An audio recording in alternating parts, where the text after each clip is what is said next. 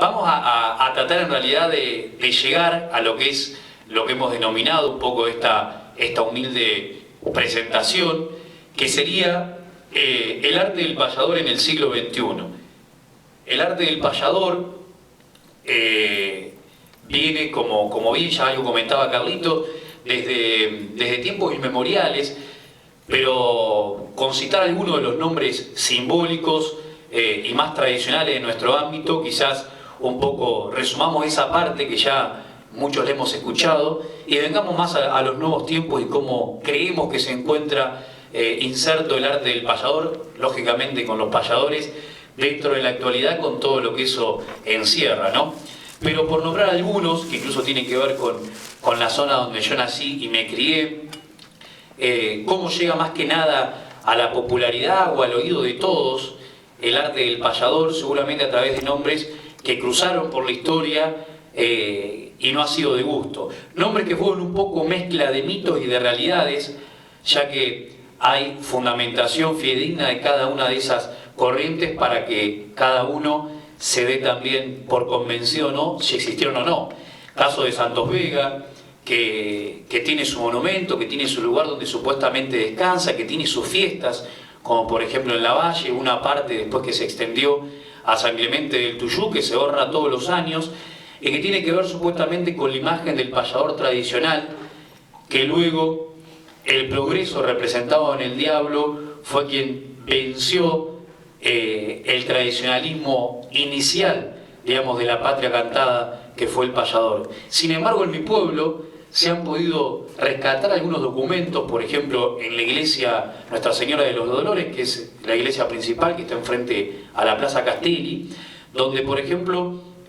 hay una documentación que dice que una tal María, viuda de Santos Vega, vuelve a contraer matrimonio. Y decían que en esa plaza, justo la que está enfrente de esa iglesia, había una persona con ese nombre que coincidía incluso con el tiempo aquel de Santos Vega, que cantaba improvisando a los transeúntes. Quiere decir que una mínima documentación puede llegar a ver para esperanzarnos de que en realidad ese diablo no fue el progreso, sino que fue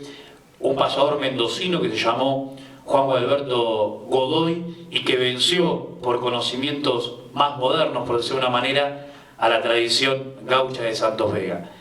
También, cómo pasar por alto, al menos en una breve reseña, el Martín Fierro de José Hernández, que probablemente también haya sido inspirado en alguien que ha existido y que últimamente han salido a luz libros importantes, uno que editara el también cantor y poeta Ayacucho Abel Gari, y otro el juez que vivió en Dolores y que le encontró una documentación en los tribunales, empezó a rescatar toda una historia de un tal Melitón Fierro, que puede llegar a haber sido también el protagonista de la historia que después nos contó en Sextilla, ya ahora denominada hernandiana, José Hernández, para establecer lo que todos conocemos como la Biblia gaucha, ¿no?, del Martín Fierro. Así que ¿por qué no pensar que también alguien con esa denominación o no pasó por estas pampas para dejarnos una herencia? Pero si vamos a lo que ya sí fue documentado más exactamente por payadores que también se dedicaron un poco a historiar de su propio arte,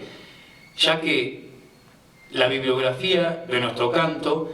es bastante chica, más allá de los grandes aportes que han hecho autores importantes, como en los últimos tiempos Abel Zavala y de tiempos anteriores, pero no tan lejanos, sino cercanos ahora, el payador Víctor Di Santo, que entre otros libros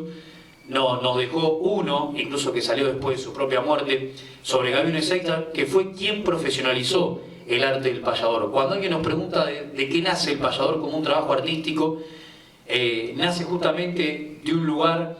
que fue el circo criollo, que tanto tuvo que ver también con la cultura autóctona argentina, pero a través de un payador que incluso no era criollo, que era un payador urbano, como lo fue Gabino Ezeiza, que empezó a trabajar con todo lo que ello requiere de este arte que se denominó payador. Y entonces a partir de ahí, de 1912 aproximadamente, podemos decir de que este ya es un arte profesionalizado, más allá de que viene de tiempos inmemoriales. Pero más a esta época, para seguir acercándonos al siglo XXI, podemos decir que, bueno, después de la época gloriosa de los grandes payadores, de Gabino Ezeiza, de Ramón Vieites, de José Bettinotti, de Villoldo, que muchos incluso lo conocieron no como payadores, sino como autores de tangos importantes que después llevaron a la popularidad desde Gardel, Magal y un montón de otros, incluso hoy contemporáneos, artistas del tango. Podemos decir de que en el año 1955, a mitad del siglo pasado, sucedió algo que por esas cosas de la vida no tuvo una intención que tenía ese destino, sino que por un problema, digamos, de una epidemia que había, no se podían hacer determinados tipos de espectáculos, y rescataron un par de empresarios,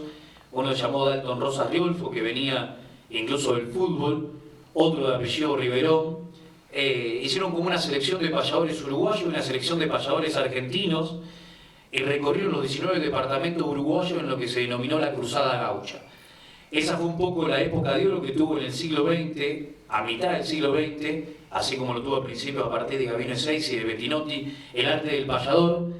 y también se lo trajo a nuestras tierras porque esos mismos protagonistas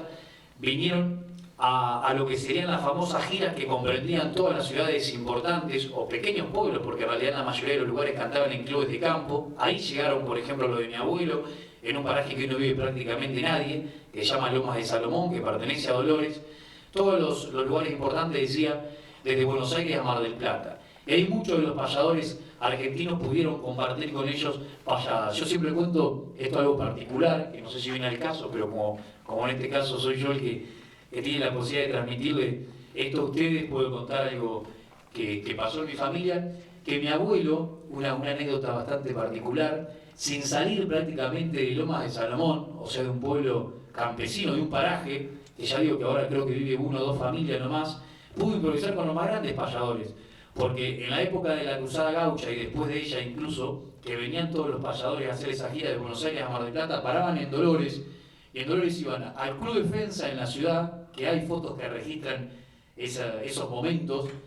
y al Club de Lomas de Salomón, que era justo que quedaba al lado de la casa de mi abuelo. Y siempre como una, que todavía sigue pasando, con una buena predisposición y disposición de quienes van a visitar un pueblo, como los cantores a quienes invitan a los cantores del pago. Y en ese caso el único que payaba era mi abuelo, así que por ahí